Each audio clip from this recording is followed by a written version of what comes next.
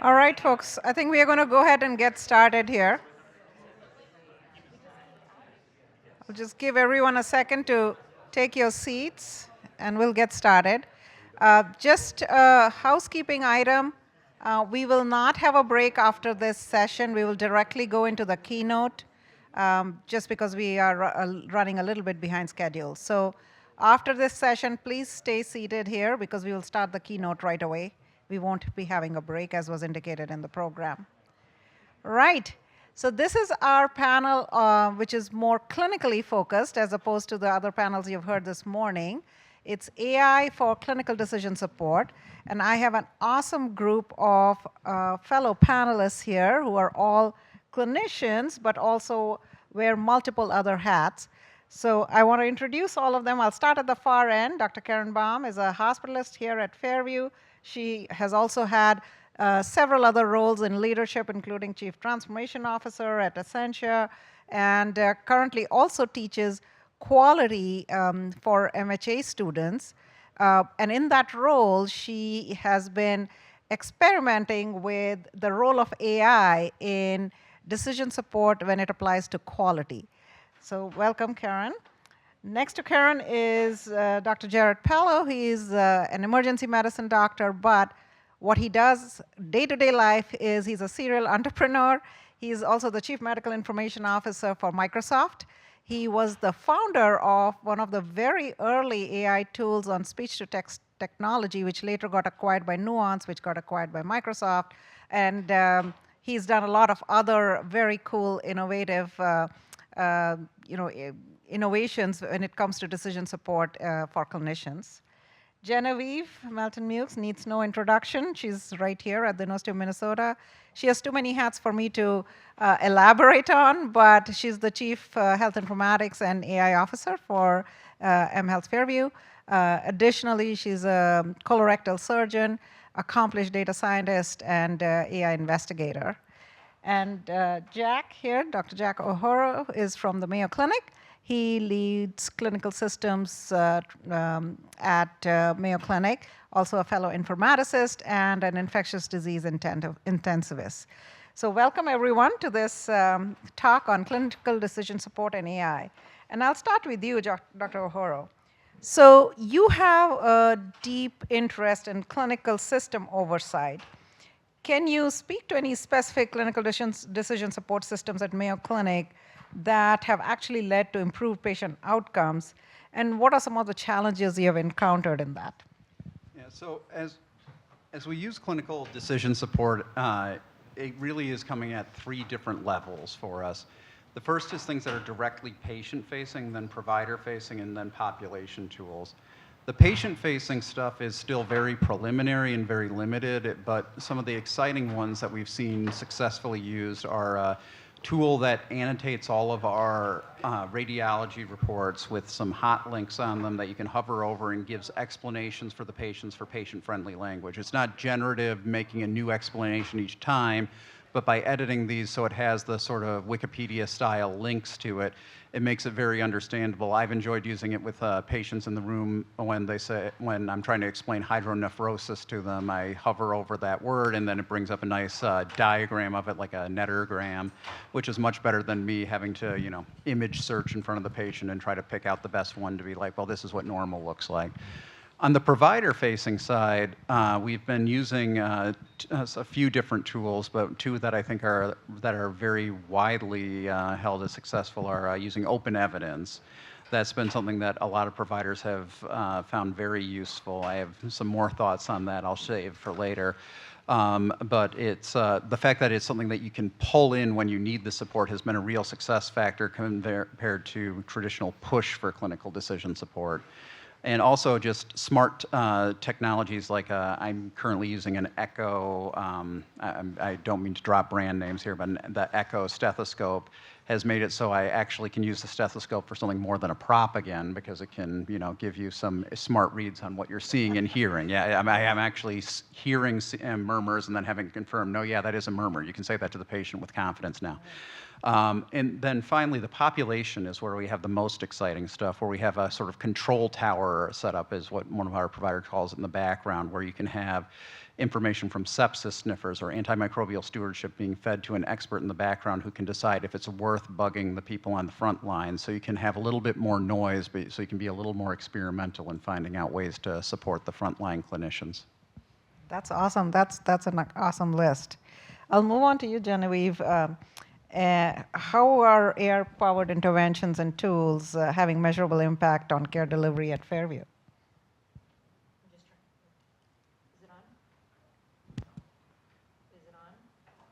No.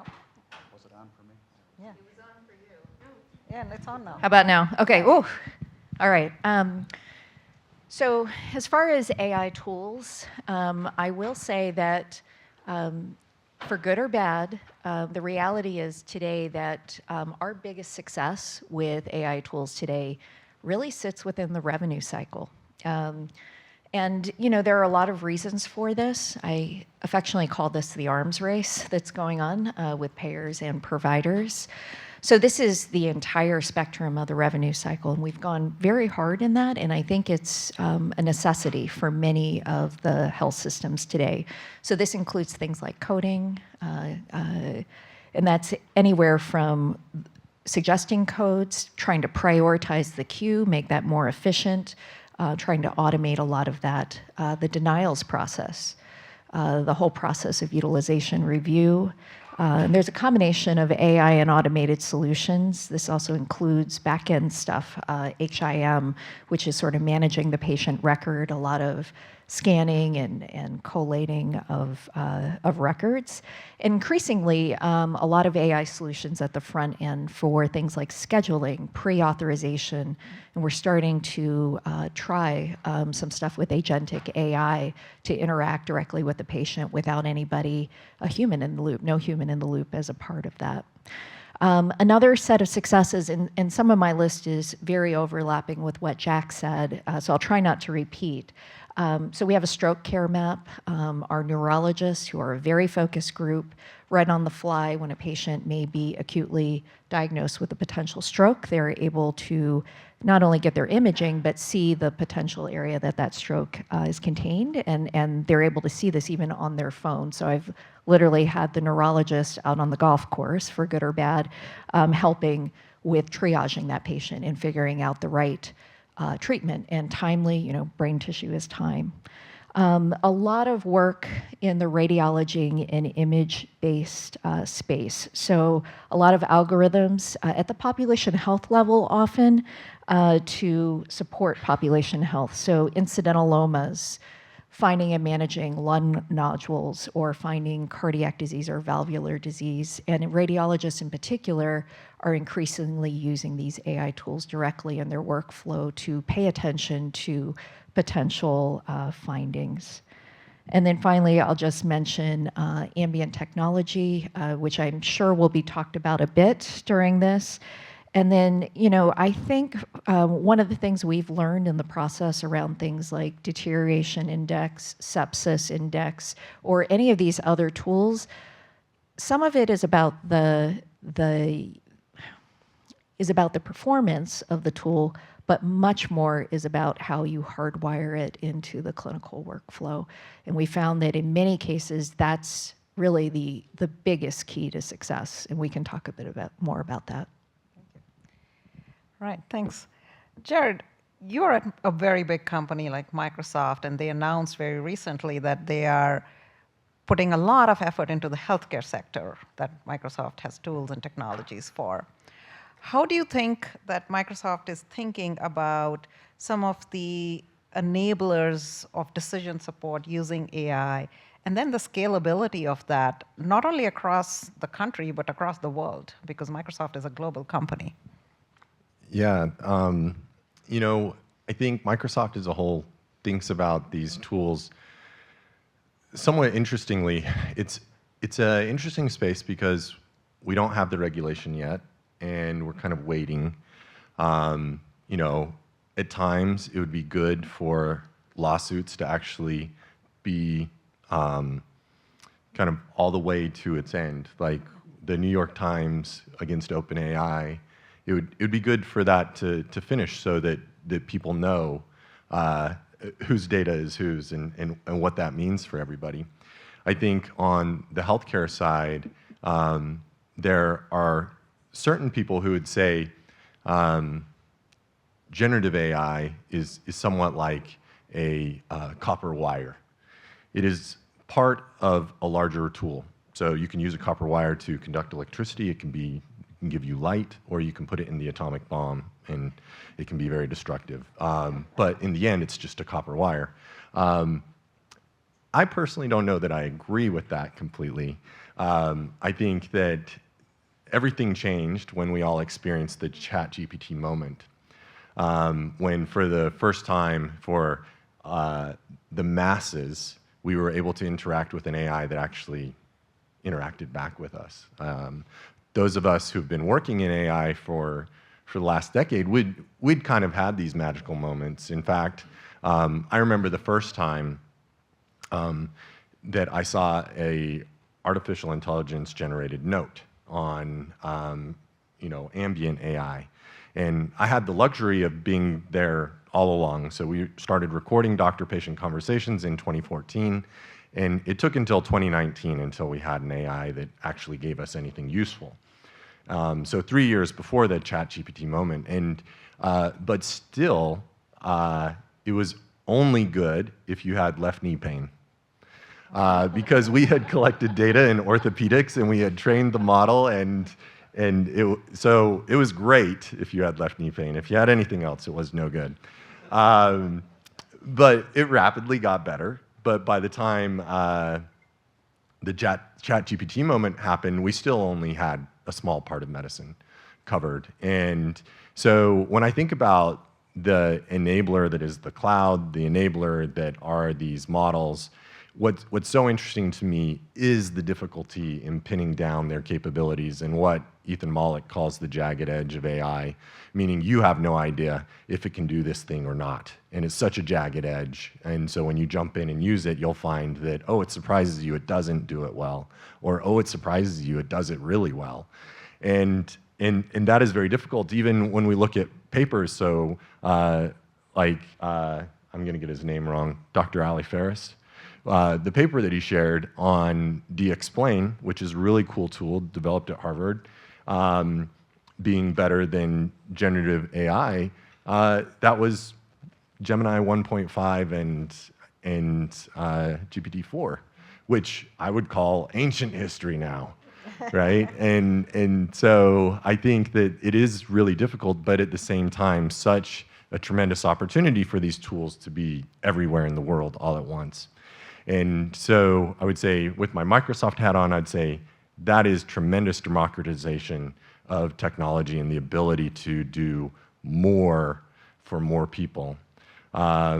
With my, because I really do have two roles. I'm only at Microsoft part-time, so I'll put on my other hat. And with my other hat, as just a clinician, there is this need for tremendous care and understanding of the capabilities of these AI tools to be able to know that we're being safe with them. That's the perfect segue, Jared, into the question for Karen, because she trains learners on AI and always puts that cautionary, pause. So how do you look at training the next, users of AI when it comes to decision support tools, and what sort of cautionary caveats do you present to them? So I think this goes back to a lot of the discussions that we've had all throughout the day. So one was, when people were talking about essentially statistics and evidence-based medicine, those rules still apply.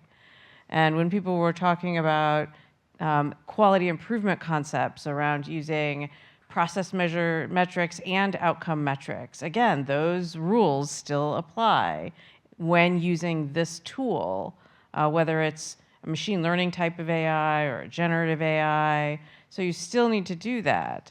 And And I think there are newer concerns around unanticipated cognitive offloading, right? Because every single one of us, myself included as a hospitalist, has had the moment where like the alert flashes up and I will do literally anything to get that alert to go away, including, clicking the wrong box. And so I think teaching folks how to have that pause and reflect moment, which is good medical decision making, going back to these basics, makes a huge difference. The American Association of Medical Colleges has a really good work group that's an international work group put together looking at what medical students and residents should learn about AI and its application. And for anybody who wants to know more, I would encourage that they go to the website and take a look. They're putting together some very useful skills. And it's helpful to use it. So for my quality improvement course, I'm launching a ChatGPT-based quality improvement mentor. So my students can access essentially a TA 24/7, 365. So you want them to use it, and you want them to understand its limitations. That's a great point. But a follow-up question to that for you is so say that mentor example you gave, how do you ensure that it's being used ethically and it's being delivered in a manner that's still patient-centered? So in terms of being used ethically, we have to go through the same discussions, right? So right at the top of the mentor, it has like in massive capital letters, do not enter patient information, do not enter intellectual property. And then, if they use it for an assignment, they have to hand me their prompt and they have to hand me their final output as well, also to help each other learn because they then post for a asynchronous discussion. And so I think, again, just like you have to learn how not to stand in an elevator and say something inappropriate about patients, you've got to learn how to use these tools appropriately. Now, these tools feel different to us in many ways because they answer us and they interact with us, and they potentially, more and more, can operate without us in the loop, which makes it feel very different than an internet-connected cath table or something like that. But again, you've got to go back to the basics of who are we as professionals, and what are our ethical obligations, and what does it mean to be patient-centered? And by that, you must have to, talk to the patient.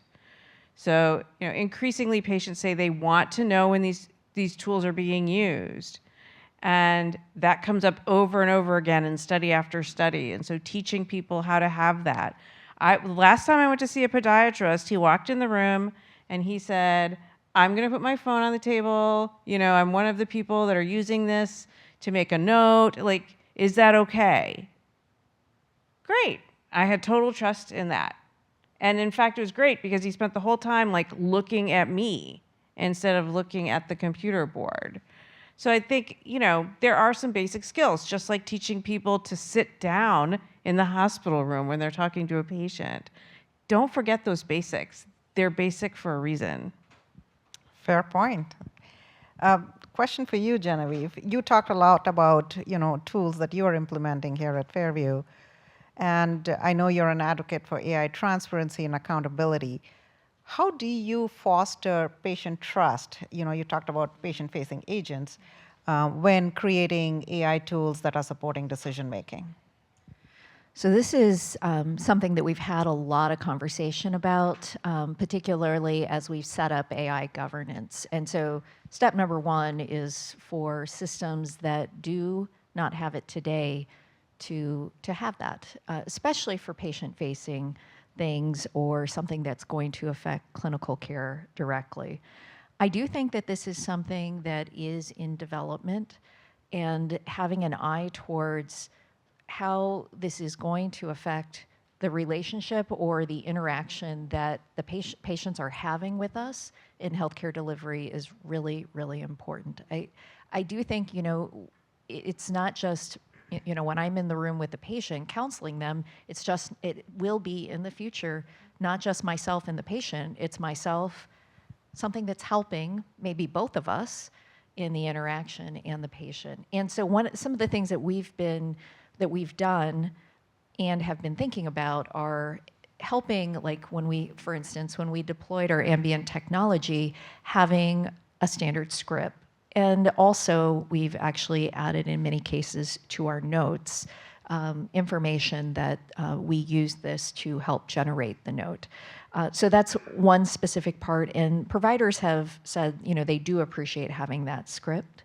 We've also, in some cases, for something that's new that we're going to introduce in front of patients, we've engaged our patient and community advisory boards. We have several within our health system, but that has been also a really helpful thing. So, you know, that idea of nothing with us, without us, with us, without us. You need to involve patients along the way.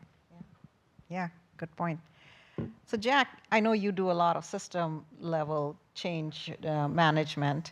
So my question for you is, we in healthcare have had this long-standing problem of square peg round hole, where new technology comes in and we are trying to plug it into existing workflows.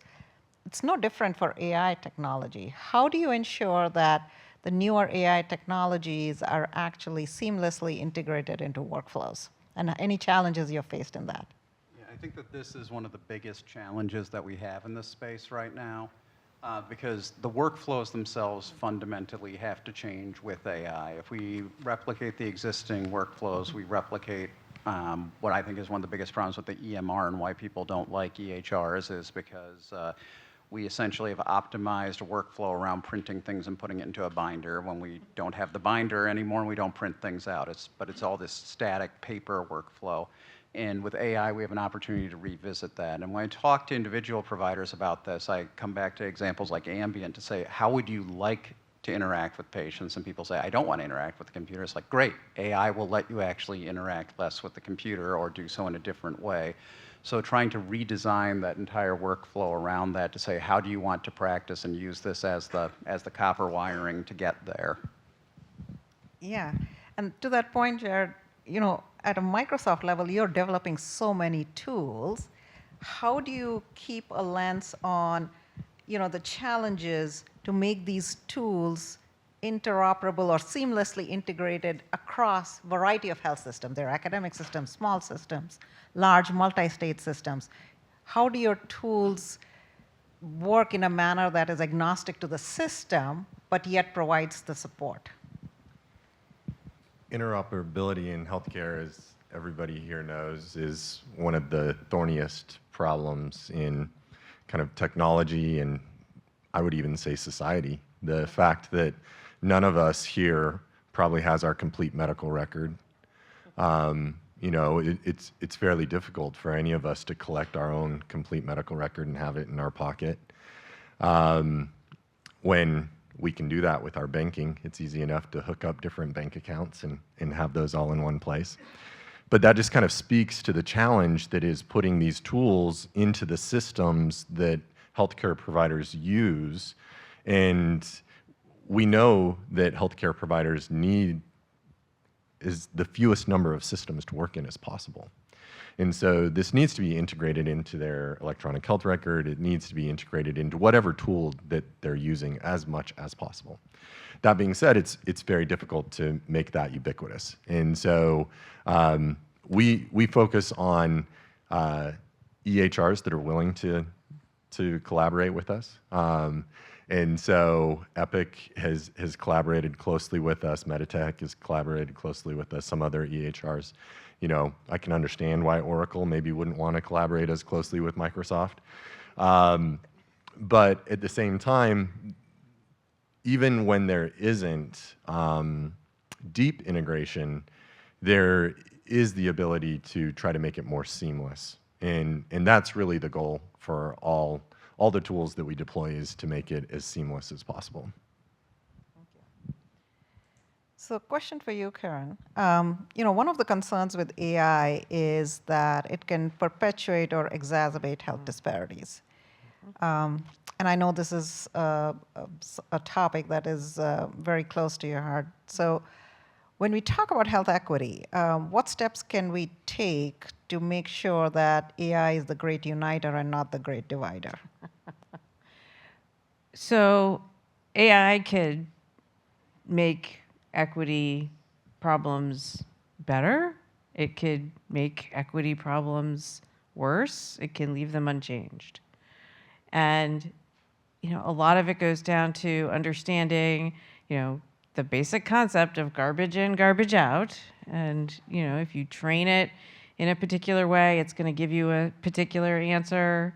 I certainly asked it to, draw a picture of a doctor and got a, male physician like 95% of the time initially. That has gotten better. But, you have to design the system with that in mind. You have to train it with data from around the world, which is another challenge because most of these models are trained with predominantly US-based data, which create a series of problems. And then after you deploy them, you can't be done. You have to go back and look and see if within your health system or your region or wherever you're using it, you are uncovering unintended biases. And the problem is most health systems right now we know are not doing that, partly because many of them don't have the resources or don't necessarily, if they're a small system, know how to do that because they don't even have great data about the makeup of their own systems to be able to say, oh yes, we are having a problem with our patients, our rural patients, for example, versus our urban patients. So I think, again, it's about thoughtful design and thoughtful, discussion. And those model cars and whatnot that were discussed can be a good first start. They're probably not a full answer, but they're a great first start. Thank you. Genevieve, I would love for you to put your data science hat on and answer the same question, in terms of data integrity when it comes to equitable distribution of AI tools. Funny enough, I think that the data science part is a foundational and really important part, but most of my comments actually are along a similar set of lines of really having that at the forefront of how something is used. So really just to simplify it, it is going to be about measurement and looking at really the ability for the tool to work within a population and being sure that if you're making a decision that it's a valid one for that particular patient that's in front of you. I do think that how something is implemented is probably the most important thing. So, the classic example, and I'm glad Paige is in the audience, Paige Nong, is, the no-show model, okay? Mm-hmm. So this is something that is available if you happen to be using Epic system, and it's probably available in other electronic health records that will say, this patient that's coming to my clinic has a high chance of not showing up. Okay, so fine. The question is, what do you do with it? Mm-hmm. And, if I double book and that patient does show up, I've just made the problem that much worse. But if instead there's there are interventions that make it so that it's a higher likelihood that that patient will be able to access their care, it's a completely different situation. Mm-hmm. The other part is that in many cases, we do find that having these new technologies really increases accessibility. And digital interventions sometimes make it so much easier. There's so much friction to get care. So I think just also keeping that in mind and seeing if you can actually change and make things much more equitable. Thank you. So switching gears a little bit, question for you, Jack. I did a very sort of rough napkin type of poll in my own organization. We have about 880 faculty physicians, and asked them, how many of you use AI? And this was prior to ambient, technology and all that. How many of you use AI to deliver patient care. 10% said they use AI. And actually, we had decision support tools using AI available across the system. They just didn't know that they were using AI. So how do we circumvent this problem of, one, awareness for clinicians that AI is here and they're using it, then two, effective use of those technologies then? Yeah, so I think the first step here is demystifying AI a little bit, which is to say that you've used AI for years, even if you don't think about it. Even if you're not using ambient listening, if you're using speech to text, that's a AI tool. The most basic AI model that you're taught how to do when you start programming them is a logistic regression. So if you've ever used a MELD score, you've used AI in clinical practice. And I think that it's helpful to start with those levels of saying, we're just bringing this up a notch. This isn't completely new to you. And that gets back to what I was saying before about saying, what do you want in your workflow? What would help you? Because this is a tool to help you with patient care. Using AI cannot be the end unto itself if you want to have good adoption. You have to find native ways for it to pull through. And that's where I found it interesting that we have the most adoption with some of the things like the open evidence, where it's something where you can pull on demand instead of the windows that we click through kind of thing. It's where you make it available, you encourage people to use it and say, this can really extend what you do. And that has helped a lot with some of those where it's like, oh yeah, this is useful for me, and it has to be useful for it to be adopted and interesting to people, and it can't be scary. That's a good point. Now, with all this rampant use of AI tools, one question that repeatedly comes up is data privacy, and patients are totally on guard because there have been so many breaches, and we are also patients at some level and have experienced this ourselves. So Jared, with data privacy being so significant in terms of a concern, how do you at Microsoft think of patient data security as you develop and evolve AI systems?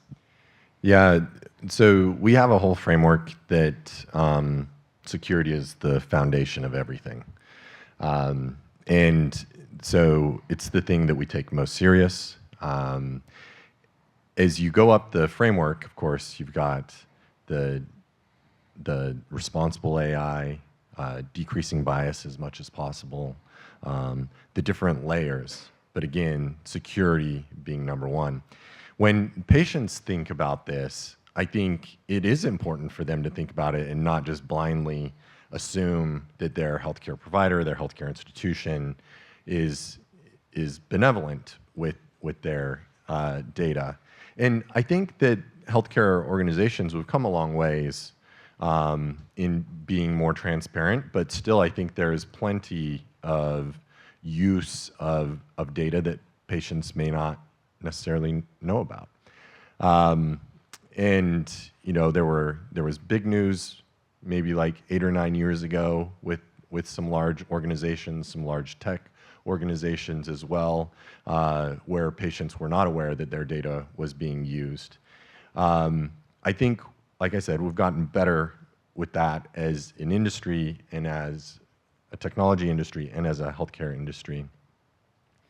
But I think what's dangerous to me now is when you look out on the landscape of kind of health tech, there are so many direct-to-consumer healthcare organizations now, whether that is GLP-1s or kind of what I just call e-commerce pharmacologics, where you know what drug you want, and so you can go online and find a company and they'll prescribe it for you. Many of those companies are building homegrown EHRs and doing things, which honestly I'm not against, because I was telling Karen, one of the thing that I spend the other half of my time on now is I run a small direct primary care practice, and we built our own EHR. And I built it on Azure with lots of safety and security and all that foundation. But I think that it's important for healthcare consumers, as we go out to the market, to think about this. And one thing that I think that we don't think about, and it's because the way that we think about health data, is fitness data. Fitness data that we kind of commonly give away with every application that we put on our iPhone or our Android phone, and we say, yes, you can have all my fitness data. And we don't think of that as medical data, but it's biometric data. And so I think it's very interesting for us as healthcare consumers to think about our data and to think about what we would really want the world to know about us versus not know about us. Yeah, same question for you, Genevieve, from a healthcare system standpoint. How do you safeguard patient data and also provider data to some extent? So data stewardship, really, really important.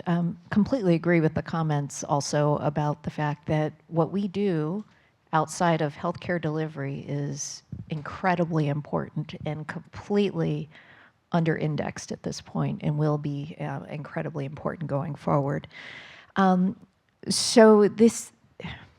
So I will say that as a healthcare delivery system, our health system has been pretty conservative.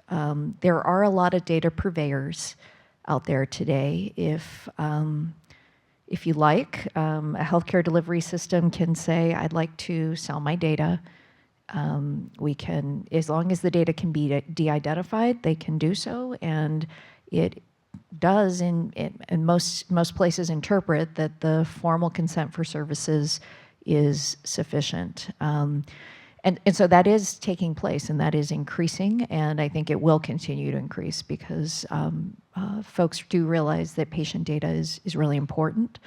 I do think that a lot of privacy preservation type approaches are going to be increasingly used. We're really at the beginning of that. I think as well that synthetic data is going to be used more and more. But I will say, as a whole, there's a lot of stewardship around the data because there's recognition that it's core to patient trust in healthcare delivery, and if we violate that, it's a significant issue. Yeah. So while we balance that data privacy and practices, we are also moving into an era of omics and precision medicine and personalized medicine. How do you at Mayo think about, decision support, enabling personalized treatment plans, precision medicine, while still safeguarding, the patient privacy? Yeah, so that's comes down to some of those same principles of choosing our partners carefully and making sure we have good governance around which data is being exfiltrated for some of these tools for that. Really, when it comes down to it, all of the standards around de-identification that enable these tools are increasingly, in my opinion, irrelevant. I mean, safe harbor is redacting 14 elements from the medical record, and anyone who's used that knows how easy it is to re-identify it, and an AI that's not told explicitly not to will find it even easier with a larger group of data. It's an alignment problem there. So that means that we have to choose. We can't just start exploring these with areas where people are good at the technology. They have to have an understanding and an appreciation that even though you can, it doesn't mean you should. And we have to treat the data as if it's identified in a lot of these cases, even though it's technically de-identified. Yeah, true. So Jared, same thing. If you're an emergency medicine doctor, personalized care, point of care in an emergency situation is very important, and decision support, really saves time for an emergency doctor in critical settings. How do you balance that personalized patient care versus, protecting the patient privacy when you are enabling decision support tools? Yeah, when you ask physicians what they want tools to do for them, and I'm not going to speak for every clinician, but most clinicians are going to say, number one, I want you to take away the administrative burden. So get rid of the busy work and don't make me a social worker. In ER and hospital work, we do a lot of social work. And then number two, be my guardian angel and make it so I don't make a mistake. I think every physician just dreads making mistakes. And because we know that it costs lives, it costs the patient, and it costs us, our own mental health, and could be lawsuits and could just be agony. And so that's what we want. And so how do you do that? How do you build a system that can act like my guardian angel and save me from making mistakes. And I honestly think that with the tools we have today, we can probably build really good safeguards to help us. Even when you look at the benchmarking done by the big tech firms, OpenAI came out with their benchmark that they recently did. There was another paper that looked at AI hallucinations, and they tried to build a benchmark for it. Unfortunately, O1 and Sonnet 3.7 already had 0 hallucinations according to their benchmark, and so the benchmark was already passed. But when you think about the tools that we have access to me, to be able to build a tool that can truly help me at point of care, it really needs kind of the 3 things. It needs access to the full patient record, not just what is in the EHR. So health information exchanges, that's where this comes in, being able to access as much data on that patient at one time. And I can't do that as an emergency medicine physician. I've got minutes to make decisions, or seconds. Number 2, it needs access to a knowledge base. And this is where I get really excited about things like open evidence, because most knowledge bases are completely locked up. And when you look at these thinking models, if they had access to tools, which are knowledge bases, they would perform extremely well for us in helping us at the point of care. And then number 3, the tool needs my attention.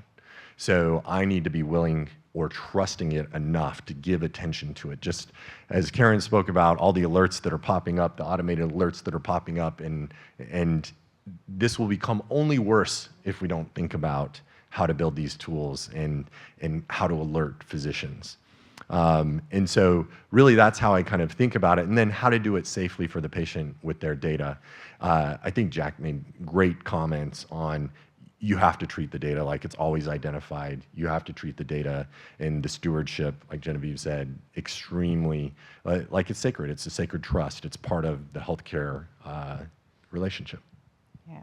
And just like we have decision support fatigue with alert fatigue today, how do we then ensure that we don't have alert fatigue with the AI-generated tools? And Karen, as a educator, as you think about this, AI has the potential to decrease a lot of the cognitive burden of the clinician.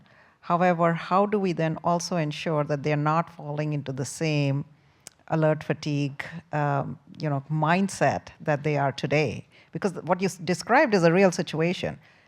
I am myself guilty of sometimes clicking that box after seeing 20 patients, because you only have so much cognitive attention span. So how do we ensure that these tools are not actually causing more alert fatigue than they are intended to? So, again, a lot of this is about the provision of space and time to reflect and to pause. I understand, in particular, you don't always get to do that in trauma surgery or in the ED. But in general, you want to be able to provide any professional with that opportunity to pause and consider before they click the button. And so part of that is how we think about what the gains are from these tools. You see some of the papers come out around ambient listening and note generation, and the dismay when it didn't lead to increased RVU generation. And I'm going to argue that maybe that's not the goal, is increased RVU generation. Because if you ask, a clinic doc to go from 22 to 26 visits per day, right? You haven't provided that clinician any space to be a reflective practitioner. And that's what we know the best clinicians are, is they reflect in action. And you can't reflect in action if you don't have a moment to do it. That's so well said. So I have one last question for all of you, and then we'll open it up to the audience. How do you see AI transforming the clinical decision support, domain or landscape in the next 5 years? And what major changes do you anticipate? What are you excited about, not so excited about? Let's go down the line. I think the biggest one is going to be around patient expectations. This is something that I've already seen a little bit of, where when I open up open evidence with a patient and start to search through that, instead of being like, the doctor doesn't know what he's doing, which was an experience that I've had a couple of times with other forms, they're like, oh, this is so high tech and this is, you know, what we're doing. And being their guide to that is something that I think is going to be a positive driver towards adoption. This is, I guess, something that is going to just emphasize that you're using all the resources at your disposal. And I think that'll help with that into this sort of, how can we encourage people to pull the CDS in and use the AI, because it makes it easier to bring exactly what you need exactly when you need it, instead of just having the 50th warning that the patient has C. diff, even though I'm not the ordering primary provider. And I know there should be a way to fix that, but I haven't been able to yet. So very similar. I think that we will likely have a future that is much more elegant. I keep thinking, like, there is no reason that I was meant to be a clerk typing in things. And, you know, that is, I think, one of the first aha moments that clinicians have had in their clinical care of like, oh my gosh, this has really weighed me down. And many of the other tools, I think, are going to soon follow. I think the thing that both excites me, as well as, you know, it's like I wish I had the crystal ball, is that I think that AI as a catalyst and digital health as a catalyst is going to really create amazing opportunity and efficiency within healthcare. It's one of the first, or one of the primary things which clearly we can accelerate so many things. I think what gives pause is that maybe two things. One is that we don't really know what that looks like. My job in 5 years or 10 years as a surgeon is going to be very different. The types of procedures I do, the technology that maybe is in that, the task that I do today that maybe AI is going to work up my patient entirely, it's just going to look very different. So, you know, what does that look like? And then I think the other thing we just have to keep our eye on is, what does this mean for healthcare writ large? It does feel like, and I think some of the previous panels talked a bit about this, that we have groups that are diving in, groups that maybe don't have the resources and wish to, and maybe don't even know where to start. So, you know, how do we all do this together and at the end of the day have better health? Jeff? Yeah, so I think that something that Genevieve said that I think will be true very soon is that we'll have an AI helper in the room helping us, not just write notes, but with clinical decision support. And I honestly think the biggest thing that will push this is most likely litigation. I was recently on a panel with an attorney who said he was starting to see his first cases where the plaintiff's attorney was asking for records on if AI was consulted before the diagnosis was made, with the expectation that AI would have been consulted. It's already common practice to go ahead and ask for up-to-date searches or Google searches of the doctor, and I think with litigation kind of pushing, there will be greater concern, and this will move more rapidly because of that, hopefully. And I would say from Microsoft's side of things, we are very cautious in our speed, sometimes frustratingly so to me, because I'm kind of this innovator who wants to move really fast. But I think that this will become a reality, that we'll have that helper in the room helping us with clinical decision support. As a patient, I think that in 5 to 10 years, we will have the intelligence of a doctor in our pocket that can kind of help us constantly. And it will have access to our medical records. It will have access to our biometrics. And if we want to give it our Amazon shopping and our Whole Foods, our diet, nutrition, it'll have access to all of that as well. And I think that this can lead to amazing health outcomes and help with chronic disease. I remain concerned that it'll be those who already have great access to care that will have access to these technologies. And I think that that's part of our responsibility to figure out how do we continue to make these tools, how do we make them more accessible to those who don't have great access to care today. So I think, and who knows, right? 5 years from now, oh my gosh, that's like a lifetime in AI. So if I get this right, just remember this moment. I think it's more than having a helper. I think that in 5 years, somebody like me as a hospitalist, or Genevieve as somebody who works in an academic medical center, is going to have not only a team of learners, but a team of AIs that they oversee. And clinical decision support isn't going to be about supporting me necessarily. It's going to be about like the entire team running and how the team runs. And will I ever write, a pre-op physical exam for Genevieve again? Maybe not. And I'd be okay with that. No offense.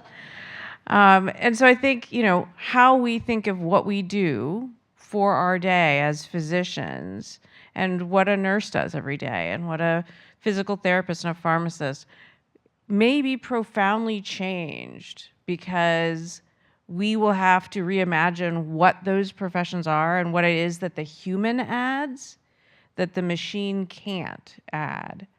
And I think those are important questions to have, because healthcare, at the end of the day, is a relationship-based event. And so us understanding what we bring to each other as humans is really important as we think about what it means to be human. Awesome. From artificial intelligence to being human. That's a good 360 there. Let's open it up for some questions. We have a couple there in the back.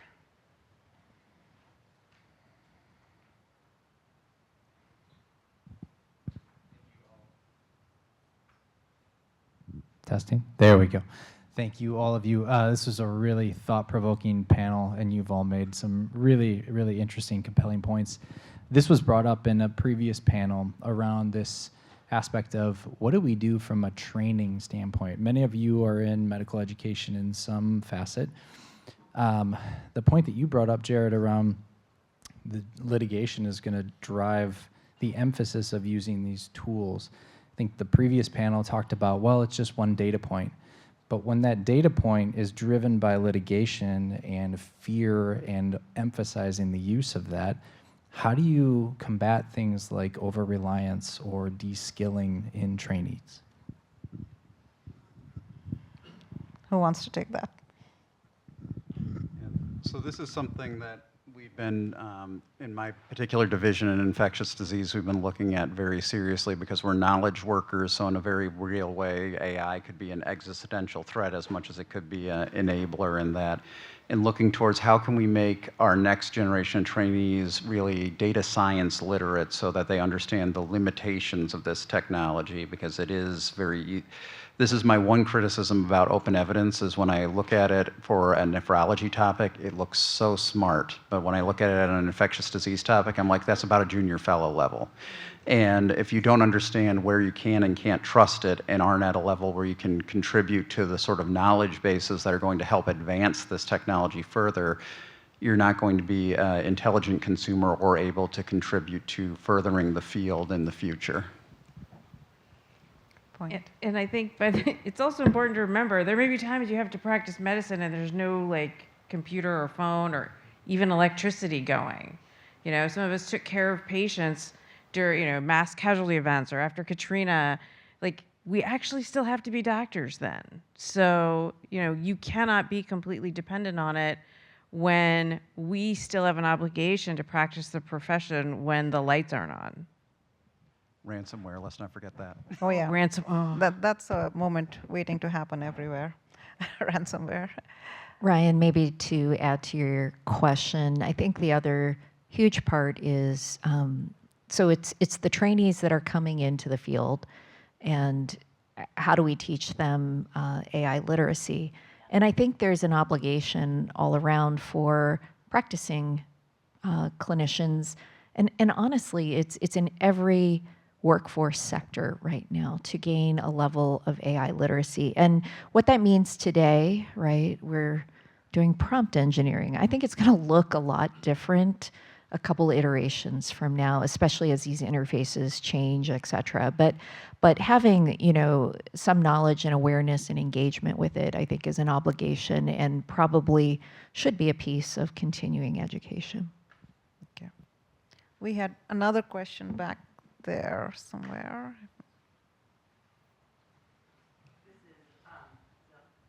This is US based. I look at how health transformation has been the driver for my whole career, and I think of AI, and I'm just so excited about what it could do to make healthcare more sustainable, for us to do more right care in the right time, for more, and I'm saying more in the United States just because we're failing at it so much. I don't know if you guys have hope, like with our payers being the way they are, our providers being so disjointed, things like that, and how AI can be looked at a bigger, higher level, versus I see it being implemented over what we do now, like we say we need to change workflows. I don't see that happening, and how we make that turn. Do we change the system and no longer have the systems, or where's that gonna go?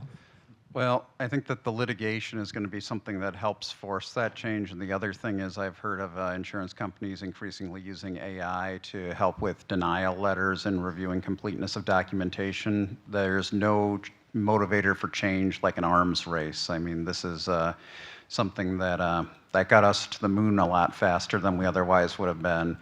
And moreover, when we look at the kind of workflows we want to change, in a lot of ways, I think that the post-AI workflow looks a lot like the pre-EMR workflow with all of the ambient and other technologies, where it can bring us a lot closer to what we want with that relationship with the patient, and getting a lot of the, you don't have to be a clerk and a technologist, you don't have to train to be an informaticist in order to be able to provide basic care. So I think there's an alignment of incentives, both positive and negative, that can help that. True. I think the other analogy is that most healthcare delivery today in the United States is not digital native. When you look at companies, sectors that come in and are digital native, they are allowed to explore, invent, and be in a different way. And so transforming what we have today, to your point, ends up right now a scaffolding, and it's, you know, a Rube Goldberg type thing, right? And it's hard. I do think that from a policy perspective, whatever can be done to sort of encourage that, promote that, it's going to be really, really important. Yeah, and I would hold that thought, because that's the perfect segue to our next segment, which is on policy and what the federal government is doing around all these questions. And this is the perfect time to wrap it up. So hold those thoughts around regulation, policy, all of that for our next speaker. Thank you, everyone. I want to thank my fellow panelists. What a thought-provoking discussion we had here. And look forward to hearing more from you in the summit. Thank you.